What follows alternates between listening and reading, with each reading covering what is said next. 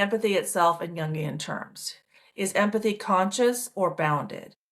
Or is it sentimental and archetypally inflated? So I would say no boundary. Even in Spain, they said, well, we don't like the right-wing views because they're racist, so we're going to let in new people and they're going to vote left, and so then we're going to weed out all of the native Spanish people who are more right-wing. I would say that's a bit inflated. Healthy empathy acknowledges limits, maintains differentiation, and balances care with structure. I mean, letting in 500,000 immigrants, and you see the line, it's all men, right? So that you can cancel native Spanish people because you don't agree with them. I mean, that's cancel culture in its profound sense. You can't even, this is like not rational behavior. Why aren't they, they're from Spain. You see what I'm saying? Unconscious empathy merges without boundaries. Just everybody come into the country, avoids conflict, collapses into guilt. The problem is not empathy. The problem is unconsciousness. They're not conscious of their behavior because they're acting from wounds and not wisdom.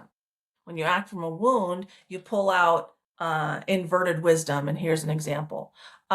Several years ago, I had an argument with my youngest daughter. She was like 16. And I was wrong and I needed to apologize. But the apology just was blocked. It wouldn't come out of me. So I asked myself, I said, why can I apologize? And myself told me, you believe that if you apologize, your loved ones will leave you. That's not logical. It's not logical that my loved ones would leave me. But that's the unconsciousness. That's the wound. When I inverted it into wisdom, when I apologize, my loved ones will want to stay. But that wound was in my subconscious and I was unaware of it until my late 40s. And so I was operating from that wound in my soul. This is why we all need to learn how to operate our souls. So the West is at a stage of archetypal conflict. Neither total empathy nor total hardness leads to wholeness.